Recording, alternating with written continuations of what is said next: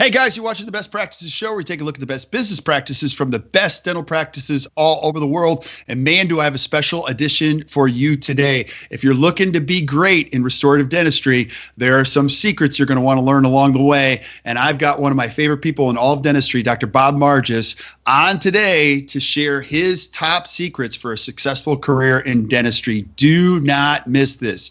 Do me a favor. Grab a pen and hit the share button. We'll see you in a few seconds. The Best Practices Show with Kirk Barrett is brought to you exclusively by ACT Dental, the ultimate provider of dental practice management solutions for dentists and their teams. ACT Dental is committed to helping you build a better practice and a better life. If you're looking to grow your production, motivate your team, get back on track, and create the practice you've always dreamed about, look no further. Give us a call at 800-851-8186 or visit us at actdental.com. Hey guys, welcome back to the Best Practices Show. Thank you so much for watching. Love your comments, love the feedback, love everything. And keep sending that to us as we continue to produce more shows on the things that you want to talk about with all the experts in dentistry. And today is no exception. I've got one of the best experts, one of my favorite people. You're going to get a chance to meet him in just a second. You know, and keep sharing too. Right now, there's over 25,000 followers on Facebook, and over 100,000 of you have gone to iTunes. And I don't even know how that works, but keep it up, and we love it. Couple show notes before we get started. We are shooting this live on Facebook. So as you're watching this, if you have questions, continue to add them to the feed, and I'll ask the master himself while we're talking to him. And then later on, if you have questions, continue to add those also, and we'll try to get you the best answers because we want you to get the most out of this. Now, my guest today, I met this guy years ago, and you know, I saw him speak first, and I'm like, wow, he's so good. And I was a little intimidated at first. Then I went to the bar, and he put me in a headlock right away. And I was like, all right, I like this guy. So and you and I have been friends for years, and we met at the Seattle Study Club Symposium, which was amazing. And you speak everywhere. You're one of the most top-rated speakers in all of the Study Club networks and throughout the entire meetings association all over. But if people don't know who Bob Margeas is, give us a little background on who you are, where you practice, and your story. Yeah, thanks a lot. It's so fun to be here. We've been trying to get this to go for many, many months, and we finally found some time because I have the week off. I'm in Michigan, where my wife is a practicing dentist, and I usually come here Wednesday evening to Sunday. I'm a practicing dentist in Des Moines, Iowa. Practiced there for over 30 years, and my schedule is I work Monday, Tuesday, Wednesday, and then I usually fly to Michigan from Wednesday to Sunday if I'm not lecturing somewhere. But if I am lecturing somewhere, I usually fly after the lecture Friday night, and then I leave Sunday night and continue doing that back and forth. But this week, I've been here with my wife, and I got to tell you, wives, they're incredible. I mean, What my wife has to do to keep a practice and to run a family and take kids here and there, I have a new appreciation for, what it takes. Because having gotten married at 53, I didn't really know what it was like. And, right. It's been a great marriage. My wife is awesome. And so really, I've had a great career in dentistry, and I'm very happy to share some of the things that I've learned over the years, because it hasn't been the easiest thing from the beginning, but it's been such a great career. Yeah, it's awesome. Two things about that. Number one, I think every husband should do that, because this morning you were making lunches, running kids to school and things like that. And you're like, wow, this is harder than I thought it was, right? Absolutely. Yeah. And then the second thing is, now I have to say this because you're an incredible speaker, incredible teacher. You don't practice on Park Avenue. I want you to give some perspective about your practice, because we're going to learn some great things from you today, but you don't have this high end, diamond tier practice type of thing. No, I've been fortunate to practice in Iowa. I'm in Des Moines. It's the capital of Iowa, but it's hardworking people that people want to use their insurance. And I tell you, I do belong to a couple insurance plans. I belong to Delta, and I belong to Wellmark Blue. Why? Because the reimbursement has been good for me. So I kind of have an insurance-based practice inside of a cosmetic and restorative and implant practice. Because if I was relying just on the big cases, I would not be successful. And I know dentists who are graduating want to do all these big cases, but I can tell you, the single crown or the quadrant dentistry can be very, very profitable for you.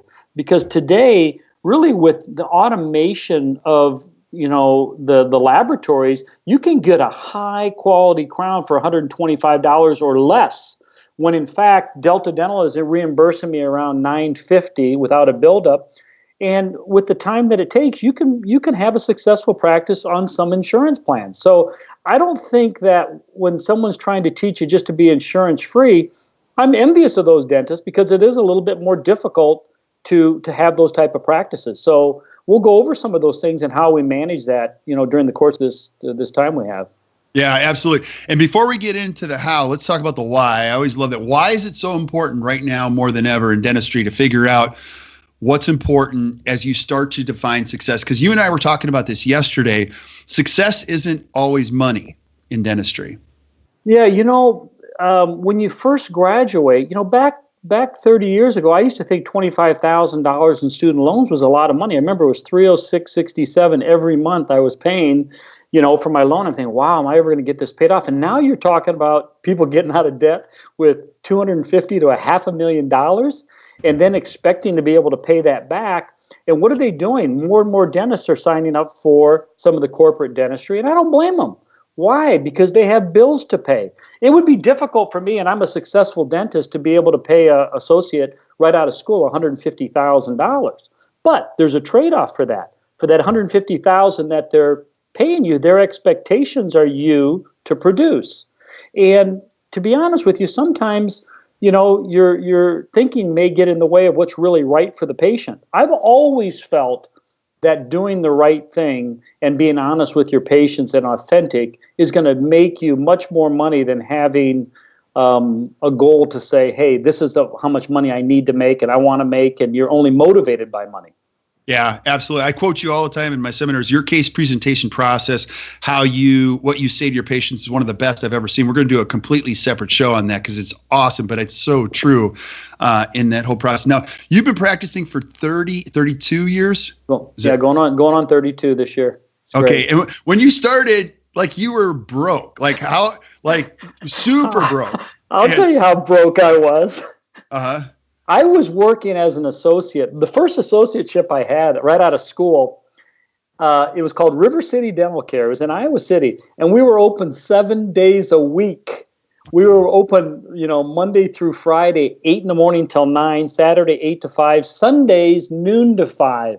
And what kind of people do we get? We got professors and things that couldn't come in during the week on the Saturdays and Sundays. But the problem was there was only myself and another dentist.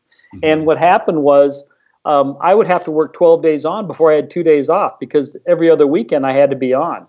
And, it was tough. And I'll tell you that, my first job when I was making $1,050 every 2 weeks. And when I left him after a year, I owed him $3,000. Mm-hmm. That's pretty difficult to make ends meet back then. But I'll tell you, I spent my money wisely. I spent my money on education, which I think is very important. Yeah. And more important than having the BMW, the country club, and we all want to have a nice house. I lived in a $115,000 house from 93 to 2008, but I had my priority was really to learn as much dentistry as I could and educate myself to be able to do cases that came in. Yeah, and that was your first key is just really a commitment to CE, because tell us about the number of hours. You had no money, but you made a commitment to a really strong commitment to great CE early on. Yeah, when I graduated in 86, I did a 1-year residency. But by the time from 86 to 1991, 5 years later, I had already received my fellowship in the AGD, which requires 500 hours of CE. I had over 500 hours my first 5 years.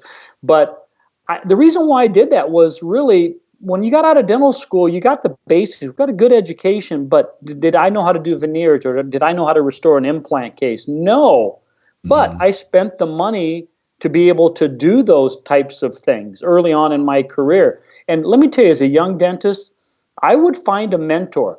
And you know what? Guys like me and people who are in the business, guys like Kois, guys like Picos, guys like Michael Cohen, they want to help people, and you see somebody who is really wanting to be good.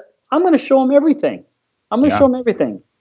Yeah, absolutely. Tell us about some of your early influences, because I love this. When you were starting to take courses, who were some of your early people that you enjoyed Yeah, out of my dental school career, probably the biggest influence was Jerry Dennehy. Gerald Dennehy was the Department of Operative Dentistry, and he was really big on conservative dentistry, freehand composite bonding, and adhesives. And back then, when I was in dental school, porcelain veneers were really not that big. I was fortunate to work in the Center for Clinical Research doing porcelain veneers. I did my first case in May of 1986 after I had graduated. And I remember doing it live at the Five Seasons Center in Cedar Rapids, where my first veneer, I put it on the assistant's cart and I took the air water syringe and I broke it in front of 150 dentists. I had not done very many cases. But my early influences were guys like Buddy Mopper on composites. Bob Nixon was a huge influence on me on porcelain and porcelain veneers. John Coyce, obviously, from the early 90s, where I first saw him at the AACD meeting in San Diego. I would say that really changed my career. And I have fellow classmates that to this day, they take their 15 hours of CE a year just to maintain their licenses. They've never progressed. You gotta continually learn and spend the money. Spending the money on CE is probably the most valuable thing that I've done.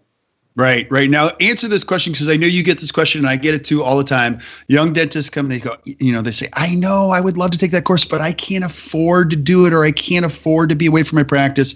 Give us your thoughts on that question. Because you're thinking about the money, you're thinking, oh, this course is $5,000. That's going to take me a long time to make the $5,000 back, plus the airfare and the travel. I think it's probably more important to find a way, even if you have to borrow the money. You're already in debt to begin with from student loans and things like that. If you could borrow a little bit more, if I was a young dentist coming out of school today, I wouldn't necessarily go through a residency or a prosthodontic residency. I would go to a teaching center, like the Coyce Center, and you're going to spend $50,000 on tuition, but the knowledge that you're gaining is going to make you many, many times over what it costs you to do. And it sounds like a lot of money, and it is. I'm not underestimating that. But find somewhere else to sacrifice. Instead of buying the big house or the new car, build on your education. Yeah, absolutely. And what's bigger than the education, too, and you get to see this, is going to the Coyce Center isn't just about the education. It's about keeping the fire lit, because you go there, you get in the right neighborhood with the right people. It changes the way you think. You come back on fire, and it's an essential piece to running a business. Same thing with Seattle Study Club Symposium. People always say, well, I can't afford to go. I'm like, you can't afford not to go. You can't, because you come back, you're so charged up when you come back from these events. Yeah, when you look at, Kirk, when I told you I worked 12 days on, 2 days off, and then I worked 5 days a week. And then I said I went to 4 days a week. And I know with your teaching and your practice management company, you advocate. You need time. You need time off. I couldn't go 5 days a week. I went 4 days a week, and you have to look at being efficient in the time that you're there. I work 3 days a week. My associate works 4. Why am I more productive? Because I'm more efficient. And you know what, too, Kirk? When you get out, you really want to be around like-minded dentists. When you go to the Seattle Study Club or you go to the Coyce Center, you see these other dentists who are successful, who are doing very well. You start feeling like, well, gosh, if they can do it, I can do it. Man who says it cannot be done should not interrupt man doing it. I love that. Yes. I love that. Now, you mentioned mentors. So back in the old days when you've been in this longer than I have, but there used to be a word called preceptorships where there was a huge responsibility. Now there isn't that much of it around, but mentors still exist. So if I'm a young dentist, I'm a 32, because we watch the metrics on this. A lot of young dentists are watching this. We even have dental school students watching this now. How would I find a mentor? Bob, where do I find one? You know what? I was fortunate. In 1986, when I graduated and I was moving to Des Moines, I met a dentist that I had known because he was married to a relative of mine who was placing implants since 1971, who learned from L.D. Pankey in 1963. His name was Paul Polydorn. And when I went to his office, he was doing incredible cases. And he said to me, a lot of dentists aren't going to want to show you things when you're a dentist because they look at you as competition. But when you're a student and you're a junior or you're a senior And you can go into these different dental offices, and these dentists want to help. He was my mentor. He's the one that really believed in what I was doing, and he shared everything. A lot of dentists don't want to share, like, I'm not going to teach them how to do a veneer, or I'm not going to do, show them how to do implants. He used to say to me, "You think you're so good?" He'd take me down the basement, and he would say, "See all these files of the patients? See all these dead files?" He goes, "You think all these people are dead? They're not dead. Those people are people who left you because they didn't like you for some reason." And then he'd take me outside the door and he'd say, "See all these buildings and all these people around here? Do you think all these people come to you? No, it doesn't matter. You're not in competition with other dentists. You're in competition with yourself to be the best." Yep. And I say that when you talk about mentorship, find a mentor. Search out people who are in the community that have been successful that you want to emulate. And go there and talk to them and say, "Hey, I want to be like you." And I will tell you, when I took Buddy Mopper's composite course, oh my gosh, I took it 3 times. I took the course 3 times because I was a failure. And he said, keep on practicing. I practiced, and you know what? It got me to the point where I could start teaching with him. And then I got to start teaching with Bob Nixon, and it all worked out extremely well for me. Yeah, and I think the key there is you said find the mentor, because mentors don't find you. You have to be proactive, and you got to pick somebody and say, "Hey, look, you're going to mentor me," as evidenced by even Coyce. You went to see him, and now you teach there. It's pretty cool how that whole process works. Absolutely, because I walked around the AACD meetings, and I was in awe of a lot of these people, and I said, I would love to be like them someday. And I kept on learning and learning, because sometimes you go to these meetings and you're just totally intimidated. But, you should approach these guys. And when you go to a meeting, approach them and say, "Hey, I really appreciate what you're doing," because, we all have egos, and everybody you want to help people who want to be successful. And I'm proud of that. And I've tried to help a number of people. I have an open door policy. Any dentist can come into my office and watch what I'm doing. And when I lecture, I say, if you think I'm not using these products that I talk about, come to my office on a Monday or Tuesday or Wednesday, non-invited. Just show up at the office and come in and say, "Open my operatory and see, what am I using? This is what I am using." And I've had one guy came in and took me up on it. He came in from Duluth, Minnesota. And I said, "Yeah, come on back. Watch what I'm doing." Yeah. Now, if you're watching this, just hit the pause button and create an action plan and say, just show up, because Bob is very giving. He'll share everything, and it'll be one of the best days you could possibly ever invest in yourself and your own education. So good stuff, buddy. I really appreciate that. Now, another key you mentioned, before we were talking about efficiency. Tell us why that's such a big key to learn early and then even re-engineer later on in your career. Yeah, when you're in dental school, and I teach at the school in operative, I tell the students, just because you have 3 hours to do this composite or the amalgam, I want you to look at it from an efficiency standpoint. Because when you get out of dental school, you can't take an hour to do an amalgam or a composite. Now, when you're first starting out, obviously you need to take the time to master that. And so for me, when it comes to efficiency, if I'm doing a crown that takes me an hour, and I'm getting paid $1,200, and then I have an associate who takes an hour and a half, I'm going to make much more money than he is, because I'm doing the same procedure in the amount of time that is less. And so for me, you have to visualize where you want the end to be, and you have to just approach it with the fact that I'm a machine. I can prepare this tooth. I've done it hundreds of times. And literally, I have worked on typodonts and dentiforms during my career. I still, to this day, Kirk, I do tons of hands-on, and I got to do live demonstrations. I practice in my teaching center. I practice the layering. I practice surface texturing, because you have to be able to do it fast. This year at the Chicago Midwinter, I'm a little bit apprehensive, because I'm presenting a live patient diastema closure. There's no cheating on that, because some people may show a case that's incredible, but they don't tell you that it took them, 3 or 4 months to do it, and thousands of dollars a laboratory bill.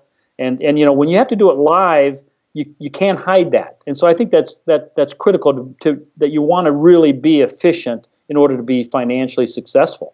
Yeah, absolutely. You always want to do the best work you can, but also you can't charge enough when you take 2.5 or 3 hours to do a crown. You just can't. Right. And so there's a big advantage to being a young dentist and going into a larger practice that maybe puts a little bit of pressure on you, because you're going to learn speed, efficiency, and you're also going to learn maybe what you don't like. And by that time, you become a little bit seasoned about your self-awareness, and you can start to create the practice that you do ultimately want. So there's a lot to be said for that. And I've concentrated, when we talk about efficiency, I'm not efficient at doing endo. I'm not efficient at doing, third molars. And believe me, I'm not against dentists, general dentists doing endo and oral surgery and doing implants. You just have to be able to be competent enough and not do it just for the money. And I'll tell you, because I believe in the super generalist. I'm not necessarily one of them, because I don't do all of those things, but I know some very, very good general dentists who do great implants. They do endo, they do ortho, they do a lot of those things. If you do it well, I'm all for it. If you don't do it well, I'm not for it, because I've seen it where dentists have made a lot of money, but from a standpoint of having ethics or having morals, I wouldn't want to be them. Yeah, the older you get, the more you embrace the word joy. Like when you spend your time doing things that you love, and you and I were talking about, I love my cup. Like, just spend more time doing the things you love to do, and it all kind of takes care of itself. We talked too about, like just making money or having time. I'll relate a story early on in my career. I had worked on a young patient, like 2 years old, that had nursing bottle caries. All the teeth were bombed out. I'm working on this 2-year-old. I did the best job I could at the time. And so when I went to bill the patient, I didn't feel comfortable charging my full fee, because it really wasn't as good a work as I could do, but it was the best I could do at that time. So when I gave her the bill, and I said, I don't feel comfortable. Just pay what you think is what you think is fair.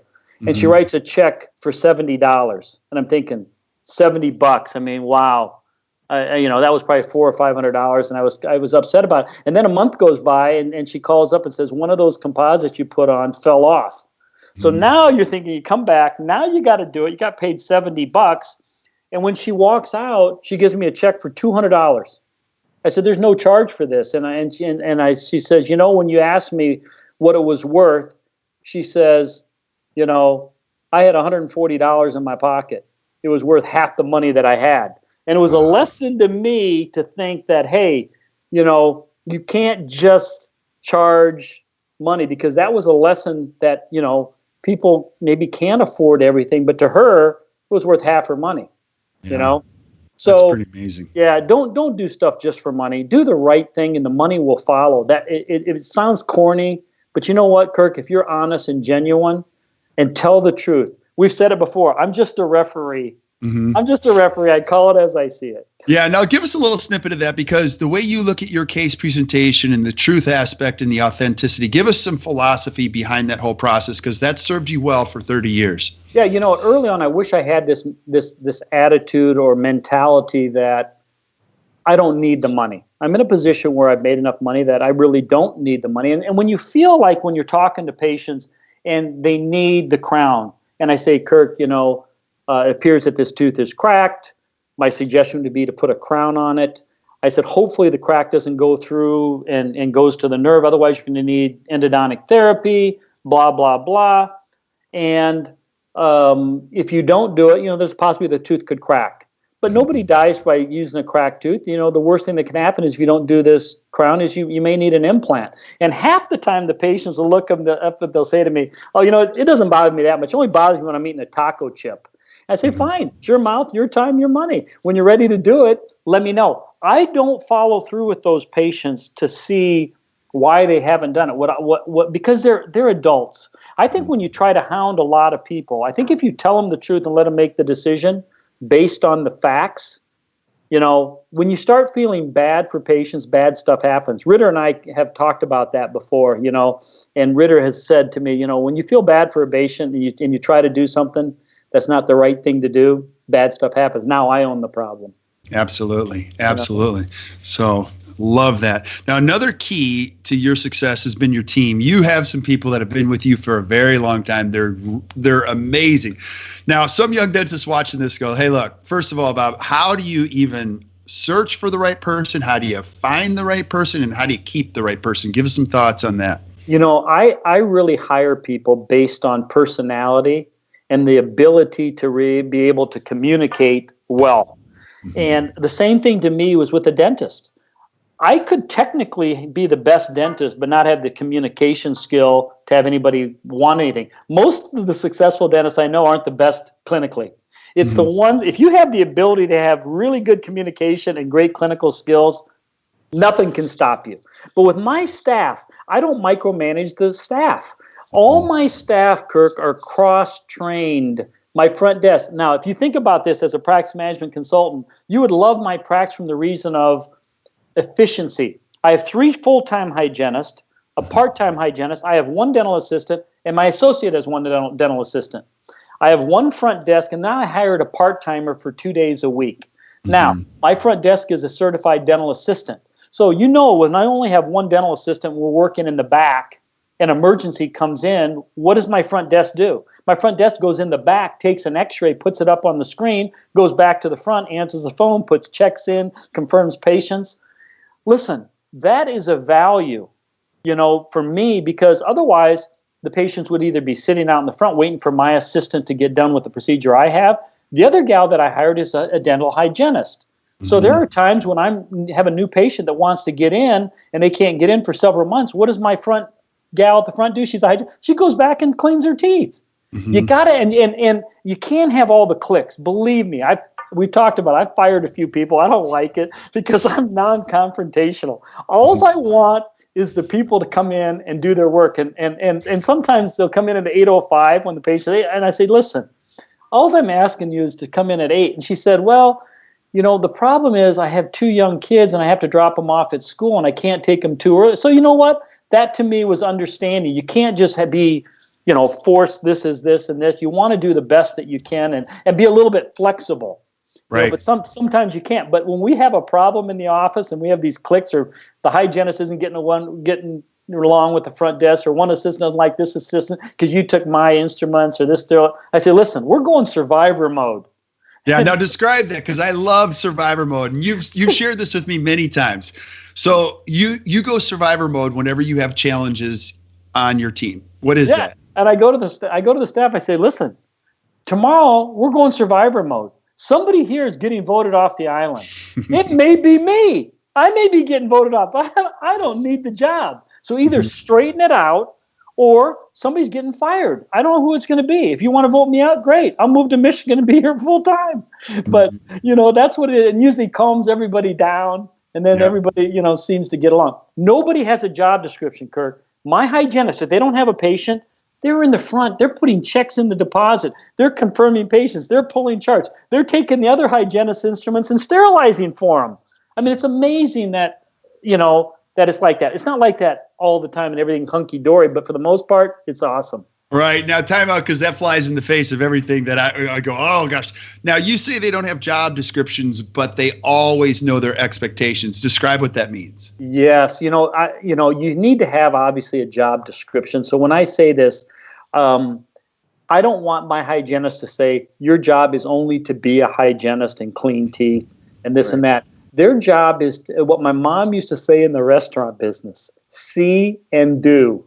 See and do. And haste makes waste. And she said, you want to do it right. So if all our staff knows that if their patient doesn't show up, they're on the phone trying to get another patient in, or they're trying to confirm patients, or they're pulling charts, or they'll ask, do you need any help with the hygiene instruments, or do you need any help with this? I don't want them going in the back room and on Facebook and doing their thing. There's no downtime in my office. We don't have enough time to be downtime. Yeah. So that's what I mean. So really, they have an unspoken kind of job description. They know what their job is to do, but they also have other jobs that maybe not in the manual. Yeah. Tell us about the craziest team member you've ever had, because you've had a few, not many, but is there anything that stands out, like a story that you're like, okay, this is just getting weird? Oh yeah. You know what? I mean, I've had some that would maybe not, when I had only one dental assistant, it was very critical that they showed up. And sometimes, they would call and say, then I have to cancel a whole day out. And my assistant, I have one dental assistant. When I'm lecturing now, they say, well, what do you do when she's sick? She's never sick. She's been with me since 2001. She had a gallbladder out on a Wednesday, and she's back to work on a Monday. But I would say that I've had maybe some people that maybe didn't answer the phone right, or, kind of tick some patients off. But I've had very few and far between, really staff that have been an issue. The ones that have been an issue probably have been more motivated by money, and maybe they're clocking in and clocking out at different times where you have to kind of look at those type of things. But really no major issues with staff.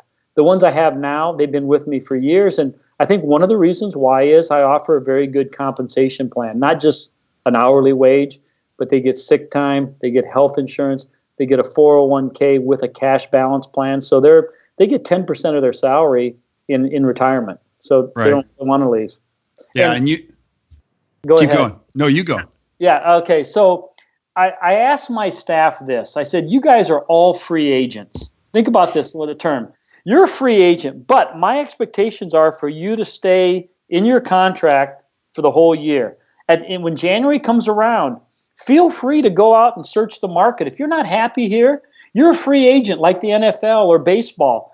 My expectation is for you to stay with your commitment here, but when you're done with the commitment, you're a free agent. Go out. If you think that you can have a job that you like better or you can make more money, bring it back to me. Give me an opportunity to match the offer. But one thing I don't want, Kirk, I do not want staff that does not want to be in my office. Yeah. If they're not happy, so be it. If they feel they can get another job, so be it. Because my staff, if they're happy, they're not going to look for another job. Yeah. Yeah. And I think I've come to the same conclusion too. And, I told my team years ago, I think we're not looking for perfect. Everybody's got to be all in. You know what I mean? That's like the most important thing. If you're all in, we're good for the most part. And so good stuff. Now, totally agree. Yeah. Now, another key piece to being successful in dentistry is having the right type of patients, because not every patient is the right patient for your practice. Give us some perspective on that, because you're a pretty nice guy. You don't like confrontation, but how have you created such a practice? Because you didn't even have a website until a couple of years ago. Like, you could be the worst marketer that's ever lived. Now you have a website, but before that, you still did an amazing job of attracting the right type of patients and keeping them. Give us some perspective on that. When I merged my practice with Dr. Polydorn at the time, and I remember when I bought his practice, this is a great tip for young dentists. Don't look at the facility and the equipment and all that, because when I went into his office, I said, wow, this is 1,100 square feet, and the parking lot's not very good, and the equipment's old. He says, you're buying my patients. You can go out and buy brand new equipment. You're buying a profitable practice that if you can do what I do, you can net a lot of money. And so don't look at the structure to begin with, or the facility. The patients that he was working on were patients that of prominence that were upstanding in the community, and maybe some mayors and governors and blah, blah, blah, blah, blah. My practice really is a potpourri of successful, highly successful business people, principal, financial, president, and the mayors and this and that. Those patients, when you nurture those patients, they refer like-minded patients. And what we used to do is schedule, if we knew that this patient was coming in at 9, we scheduled another prominent one at 10 when he was leaving, when they would see each other, because we knew they knew each other, and then they would tell their friends.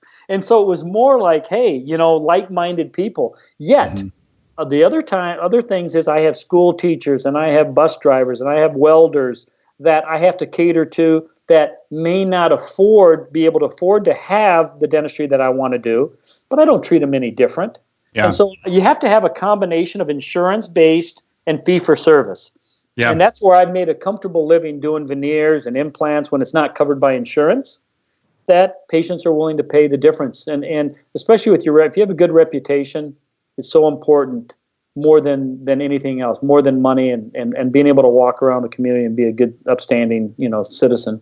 Absolutely. Now go back to that, because I want to go back to what you just said, because you're one of the rare people that talks about this very openly. There are a lot of speakers on the circuit that talk about how exclusive or fee for service their practice might be, but you're really transparent. Like, you've got a good balance of fee for service and Delta. You don't have to give us specific, but maybe percentages, like what percentage of your practice is Delta and what percentage of it is fee for service? I like 67% of my patients are Delta Dental. They have Delta Dental. Really? Delta Dental in Iowa is very, very strong. 96% of all dentists in Iowa are members of Delta. 96%. The very few that aren't, I think, have a more difficult time. I write off around 12 to 15% of my total fees across the board every year. So if you do $2.5 million, you're going to write off $300,000 or $350,000. But I look at it as a cost of doing business. As far as some of the write-offs that I do, because, Delta is a big provider, some of the bigger manufacturers. And I'll tell you this, Kirk, I've lost patients. For dentists out there who feel bad about losing a patient, I've lost patients over $10 because I'm not on their insurance, and now they got to pay $10 more to have their teeth cleaned. I don't care how good you are. Patients that are financially, concerned, that don't want to pay the $10, obviously don't value you. What Dr. Polydorn used to say to me, he would say, I'm not offended if a patient leaves my practice for money or financial, because sometimes you can't control that. But I am offended if somebody would leave my practice because my dentistry was substandard or subpar. He says, always offer the best. He says, listen, don't biopsy patients' wallets. Yeah. I'll always offer the best treatment. And if they don't, then, okay, can we do this? Right. And don't get discouraged as a young dentist when you're given a treatment plan and they can't afford it. We have low self-esteem because when patients reject us, we look at it like, oh, they don't like us or they're rejecting us. And it's not about that. It's about money and what they can afford or what they value. Right. And that's one of the things you've just taught me really, really well, is you don't attach yourself to how the patient responds. You're just attached to being authentic, telling them the truth, and then letting them decide. And that's a huge transformation for any dentist to make along their career. Yeah, I do believe the authenticity. I think you need to have some scripts where you can learn how to talk, but I think you have to be empathetic too to the patients and try to make alternative treatments. Like, if I can do a rehabilitation but build the posterior teeth up with composite to alter the vertical, and then come back and do the front teeth this year and then do another quadrant the next year. That's why places like Seattle Study Club and the Coyce Center offer the ability to understand occlusion and how to stage cases. Because, Kirk, every year I have 4 or 5 cases going that I'm staging over a 2 or 3 year period for $40,000 to $50,000. Because I don't get the patient that comes in and says, here's $50,000. If I get 2 or 3 patients a year to have a full mouth reconstruction, that's a great year for me. Yeah, I'm not making my money doing, that type of dentistry. And when Ritter and I talk, we talk about cutting smile design, which is 10 teeth or more. We don't make our money doing that. We're making our money doing restorative single tooth dentistry or quadrant dentistry. Even though I offer full mouth dentistry, patients may not be able to afford it. Right. That's very important. I want to talk about the trends of that and where you think dentistry is headed with that in just a second. But I want to go back to just the right patients, because another key that you talked about earlier is just the number of hours that you work. It's not about, because there's a lot of dentists, and you get to see this. You mentioned you were working 7 days a week when you started. I see so many young dentists now that are being taught be open on Saturdays, Sundays, evenings to accommodate patients and grow practice. You don't have to see patients at 9 o'clock at night. If I'm a young dentist watching this, what would you say to that concept? My concept would be this. It's not even about all the new patients and the hundreds of new patients you get a month. If I could get 100% of my patients to accept the treatment that they need, I don't need to get a bunch of new patients. I don't need to work all these days. My goal is to be efficient in the 3 days that I'm working. I don't think any dentist should work 5 days a week. I think and especially Saturdays, because the patients will come to you if they value you as a dentist. If they think, hey, this guy's the best. I mean, I have like sometimes a 3 and 4 month waiting period to even get into my office. Some patients aren't going to stay and some people will. And they'll call up and I'll try to accommodate them. I might come in at 7 a.m. on that day. But, Kirk, I don't work on a Thursday unless it's a major case. What I'll do is schedule my appointments Mondays, Tuesdays, Wednesdays. If somebody wants to have a $10,000 case or a $5,000 case on a Thursday, I'll work there in the morning. But I just really believe that dentistry is a tough enough business that you need downtime. You need time to decompress. And so for me, my income did not go down. I've had 31 years of more profit, even the more time I've taken off. Why is that? I think it's because I've been efficient and patients come in when I'm there. Right. And Lars is asking a question on Facebook Live. It falls right into our next one. You pick the right people around you, like a lab tech. Lars asked the question, how do you select the lab you want to work with? Price, quality, and experience. Can you answer that? Yes. Obviously the quality is very, very important. But today it makes it much simpler with automation. When you talk about a milled crown or a zirconia crown, that the technical portion of it from the laboratory or the ceramist has gone away. A lot of it's gone away because we have the machinery to do that. When I say that, how do I pick it? I pick it on price. I pick it on quality. I pick it on the ability to get it done in a proper amount of time. My suggestion would be I work with a local lab probably for 75% of my restorative. My local guy I help train, and he understands how I want my crowns, what the contact should be like. Find a local laboratory that you can work with in the community that does good work at a reasonable price that you can grow with. My laboratory technician now is, he's exceptional. But you have to use a laboratory that's within the parameters of the fee that you're getting. If I'm getting a PPO fee, I can't use something more than $125 to be profitable. Yeah, having the right lab person is essential. Tell us what some of the trends are you seeing in that area as far as where do you think the lab role will go in the next year or two? Yeah, right now I think there's probably less than 13 dental laboratory technician schools in the U.S. My nephew I sent to lab tech school about 7 years ago. He came out and they were stacking porcelain. They weren't doing a lot of milling and things, all automated, fully automated crowns. I think the gamers, I think the people who can work with computers and the artists are really the ones that are gonna be successful in the dental technician business, because now they have mills that you can mill so many crowns out in a day that it becomes automated. The sad part for me, for ceramists, my ceramists, think about this. I used to pay $185 to $200 for a porcelain fused to metal crown, and I was getting $1,000.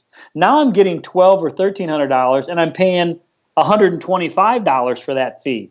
The lab fees have come down, but our prices still continue to go up. And what's happened is some of the bigger laboratories, what really sets the fee really for these ceramists is Glidewell. Glidewell is the one that sets the fees because they are automated. They have, tons of dentists who work with them. And so when my local dentist says, I have to charge $175, and I say, well, you got to figure a way that you can get it down to $125, because otherwise I'm going to have to use another laboratory because it comes down to finances. Yeah. Absolutely. Now, another key piece of being successful is just having the right setup around you. Now, it isn't always technology, because you see this, a lot of young dentists coming out, they want the CBCT, they want everything right away. You have some tools and some toys, but you don't need everything right away. Would you agree with that? Or would you say something different? No, you know what, Kirk? I know you and you're fiscally responsible with your people that you work with. I do not recommend buying a piece of equipment to get a Section 179 deduction. Some guys, they'll say, hey, push this at the end of the year and you're going to be able to write this off. But you know what? I have a cone beam. I have a CBCT. Has it made me money? No, it has not made me money. But it was a piece of equipment that I wanted to incorporate in order to be able to maybe be a better diagnostician.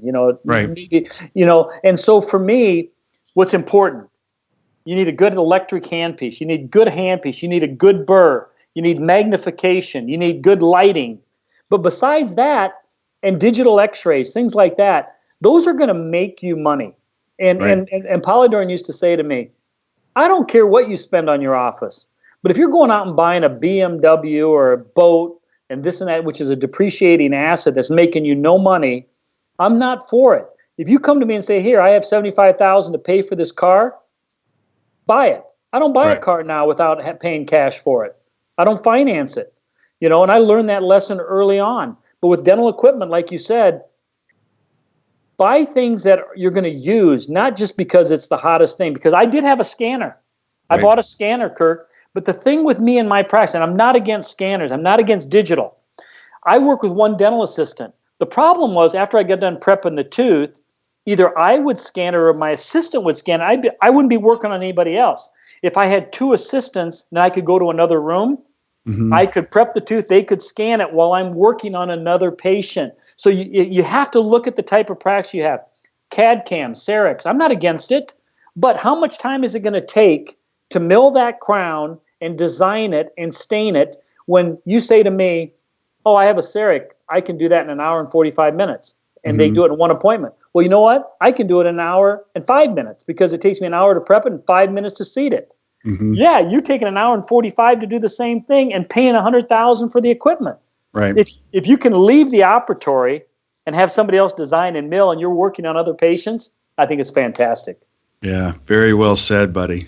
Very well said. Now, another one of your keys is creating the right community around you with a study club and specialists. Give us some thoughts. How important is it to have a study club and the right professionals around you to help you think the right things? Yeah, let me tell you what. My life changed 10 years ago when I met Michael Cohen, too. Yeah. From a standpoint of I was a lecturer. I thought I was a lecturer. I do state meetings and maybe the midwinter and this and that. But when we met Cohen and, realized that there's something more out there than what I was doing. And the Seattle Study Club and working with specialists had changed my life and it's changed your life, where Absolutely. Now you have a lot of people that you can communicate with. One of the things for the young dentist, you look at it, well, it's about $1,995 or $2,500 to belong to a study club. You know what? That's the best money spent. Why? Because they're bringing speakers to you who are going to teach you things. It's all about being able to be successful. Their whole niche is trying to get you to be a much better dentist. And so I would say working with my specialists, I have great endodontists, I have great oral surgeons. It was important to me to align myself with it, and to the point where we did have a Seattle Study Club for a couple of years in Des Moines. Now we're looking at having another one that, really helps all the dentists involved. Mm-hmm. Yeah, absolutely. You have to be Michael Cohen and Seattle Study Club single-handedly changed my life. And it's critical. I mean, number one, it's fun. Number two, you're always on the learning cusp. And then you've got the support of the people around you to just keep you moving and thinking in the right direction. Yeah, because if you don't know what other people are doing, the thing that's kind of disenchanting to me at times, when I come back from a Seattle Study Club and I see what can be done, and the bone that could be grown on a defect, and then I come back and I talk to my surgeon, they may have never seen that before. And that gets them thinking that, wow. And I say, if they can do that, my surgeon can learn to do that. It's going to make my patients better off because we have more tricks in our bag.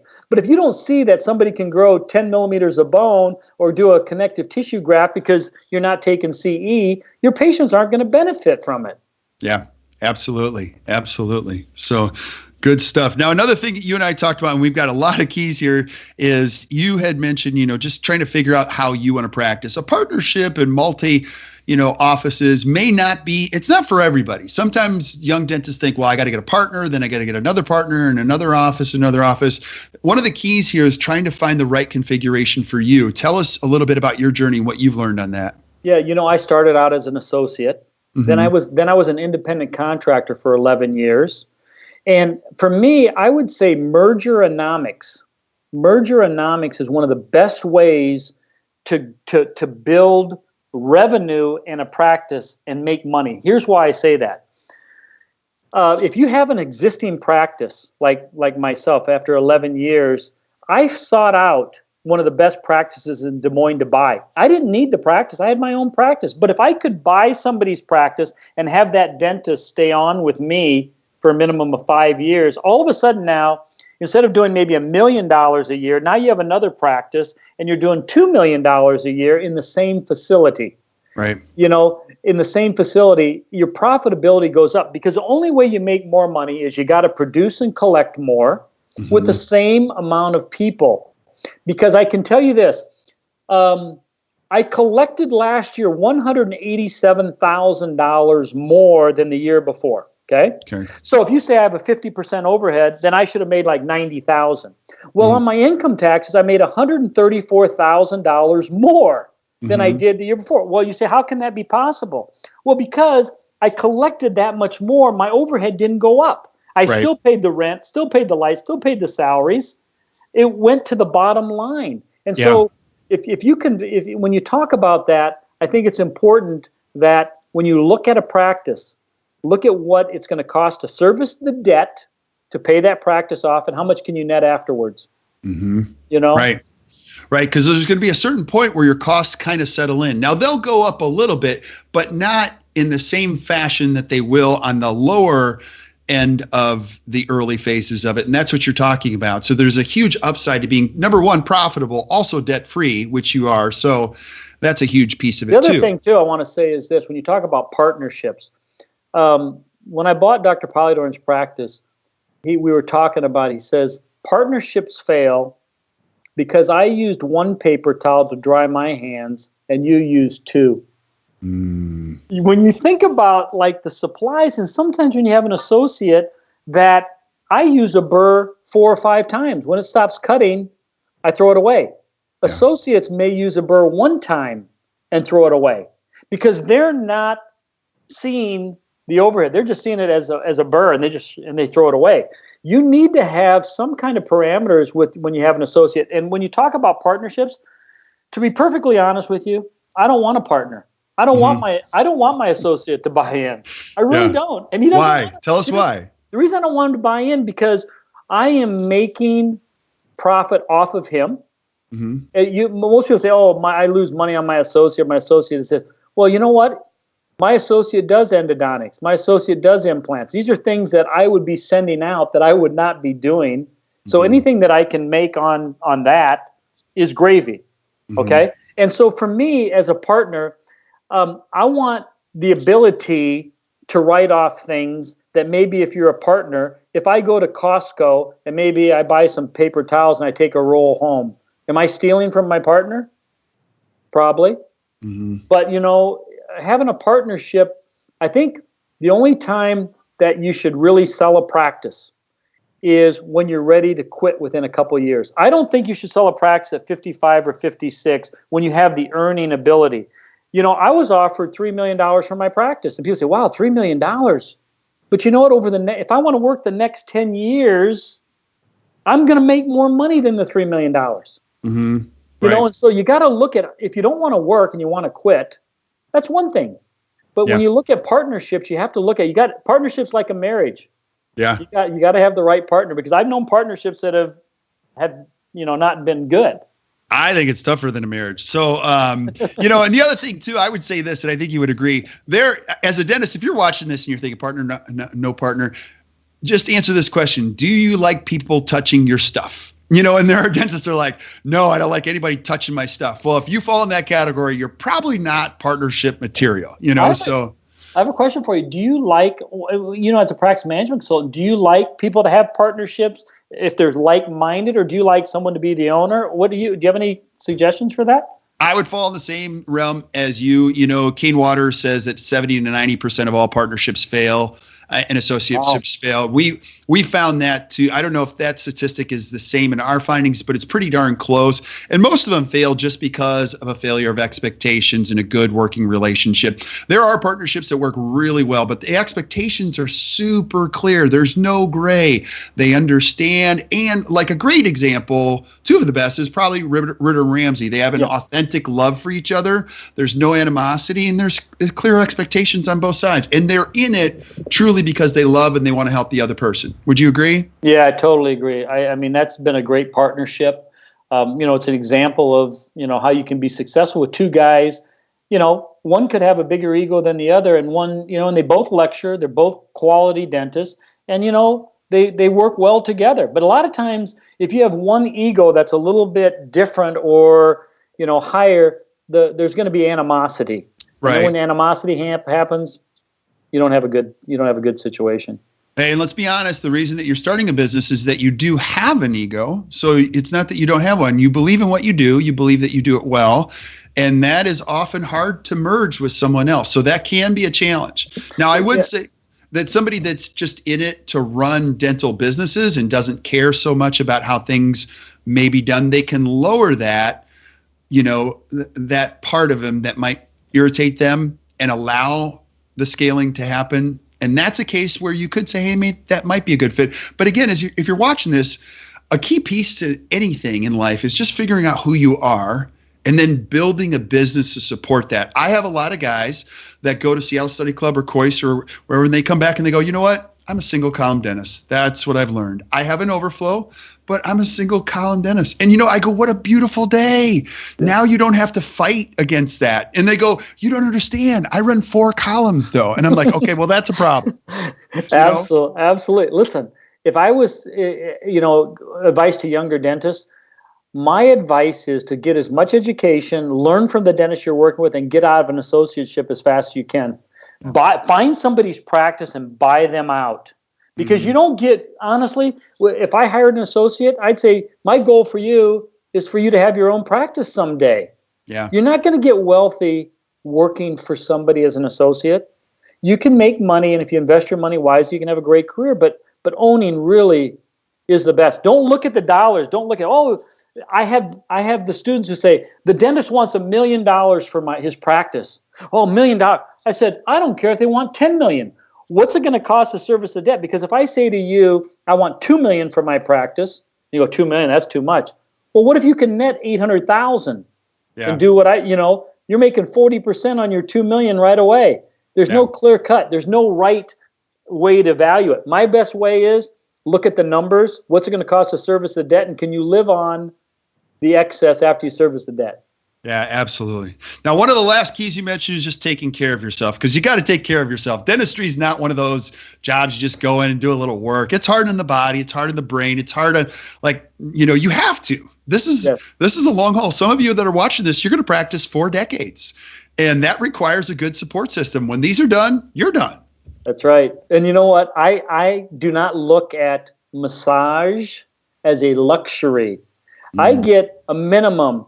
I get Rolfing every Monday. Rolfing is structural integration, where they're stretching your fascia. Every Monday at 5 p.m. after work, I go get Rolfing for an hour and a half. Okay? It costs me $135. Okay? And some people say, they won't spend that. Then on Wednesdays, I'll get a massage, or I'll get a massage somewhere later on the week. I get at least 2 treatments of body work a week. It may cost me $6,000 to $7,000 a year. But you're right. It is hard work. You need to have an exercise plan. You need to work out. You need to take care of yourself, because, necks and back, knock on wood, I've had no neck aches, no back problems, this and that. And, I hope I can continue going on. I honestly, I don't look at quitting till maybe 75, Yeah. What am I going to do? When you do it 3 days a week, Kirk, you can do this a long time.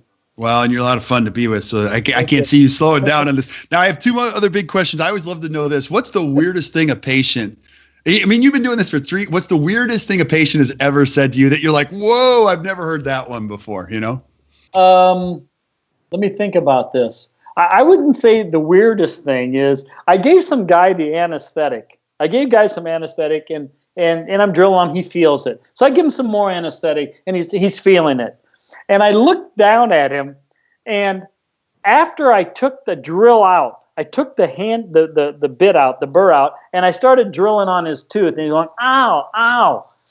I said, does that hurt? And I'm looking down at him, and he goes, yeah. I said, you felt that? He goes, yeah. I said, well, you know what? I took the burr out. I said, in the yellow pages where it says, we cater to cowards, that's probably the dentist you should go to. And the guy looks back at me. 2 weeks later, he sends his wife in for an appointment. And I'm thinking, either he likes me or he doesn't like his wife. One of the two. But the guy's he's become a good patient. So I don't think I've had anything that's really crazy that I can think of offhand. Maybe the next time we talk, I'll have a better answer. Oh, absolutely. Absolutely. And one last one that I always like to ask is, because you're out there seeing a lot, you're out there speaking to a study club almost every Friday during the regular lecture season. You're speaking what's the future of dentistry look like? So if I'm a young dentist, I'm 32 and I'm watching this, Bob, what would you say about my future in dentistry? What am I going to see? I think you're going to see much more corporate. I think you're going to see less private practice. Like the single practitioner, I think is going to be a little bit more difficult. I think you may see a few more group practices or dentists like myself, if I wanted to, buying different practices and then running them as a DSO. But I think you're going to still continue to see like the Heartlands grow. I think you'll see the Aspens grow more than anything. And hopefully like the single or the solo practitioner isn't going to be, it's not going to be the norm anymore. And that's what makes dentistry. That's why we went into this profession, to be our own bosses. I don't necessarily want to work for somebody like that. I'm not against corporate dentistry by any means, but I see it more of a getting out of dental school and working for somebody versus being entrepreneurial. And if it was my advice to you getting out of dental school, don't be scared.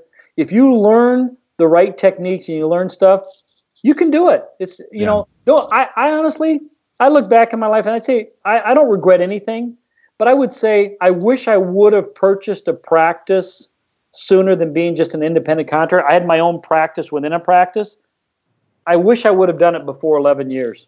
Mm-hmm. Yeah. Well, you, like me, like many other entrepreneurs, you're virtually unemployable. You're at a point where you couldn't work for anybody else. You get fired if you work for somebody else, I think. I would. And I like the flexibility of being up here. If you look behind me, look at this. I mean, that's a lake right there. Look at that. Who wouldn't want to wake up to that every day? Come on. Beautiful. It's awesome. Beautiful stuff. Buddy, I know people are going to have questions and are going to want to be able to find you. Now, you've got, if you haven't seen this guy speak, you got to see him speak because he's incredible at what he teaches. And you've got a course coming up in Chicago. Tell us about that. And there's only a few seats left. Where's that at and what are you doing? It's through CosmoDent. It's the Center for Aesthetic Excellence. It's the only teaching center dedicated strictly to composite resins. Okay. And we're doing a 2-day hands-on course on Friday the 8th and 9th of December in Chicago, right on Michigan Avenue, overlooking the Chicago River.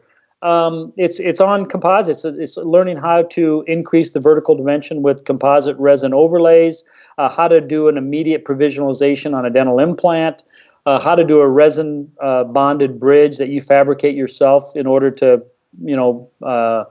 get patients by that are missing, congenitally missing laterals or they had to have a lateral pulled. And then the other one's going to be on how to do like class 4s and direct composite veneers. It's a full 2 days of just basically hands-on. Yeah, absolutely. So we will post a link to the course. Don't even think about it. Just click on it. Go to it. If you're available, it's fantastic. And any time spent with you is always great, Bob. So how else can we find you now that you have a website? Let's say I do want to find you. Because how do I find you? Hey, listen, I will give out my personal email because Oh, you will. Yeah, I will definitely because I answer every question. I get a lot of questions, and it's easy. It's rcmarge MARGE at AOL.com. I'm still AOL rcmarge at AOL.com. Or if you go to my website, Iowa Dental Group, I will tell you this. I never had any presence ever. on the web ever. I just got a website 2 years ago. I know we were even debating whether or not you were a real dentist because I was trying to find your number one time and I couldn't find it. I'm like, the guy's not even a dentist. Hey, and the funny part about it is a friend of mine said, "Hey, you ought to use my SEO guy." I go, "SEO? What is that?" Yeah. And he says, "You don't even have a website." I said, "No." And so I got to throw a shout out to my pal. Cameron Full is his name, Cameron Full. If you just go to Iowa Dental Group or put in, let's say randomly, just put in porcelain veneers Des Moines or implants Des Moines or best dentist Des Moines. This guy got me number one in like 4 or 5 months.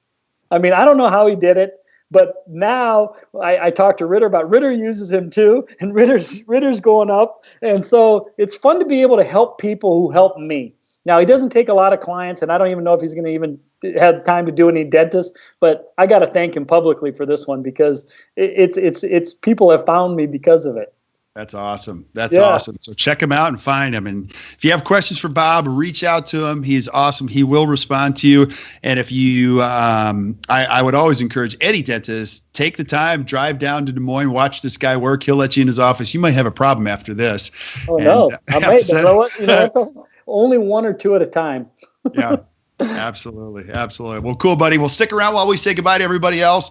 But if you're watching today, thank you so much for watching. We really appreciate this. And if you enjoyed today, which I know you did, do me a favor and just hit the share button, because we'd love if this great information was out there to just protect this industry, this profession we love so much. That's dentistry. And keep sending us suggestions for shows. We're going to line them up for you, and you'll see them over the next couple of weeks and months. So until we see you next time, keep watching the Best Practices Show. You guys have a great rest of your day.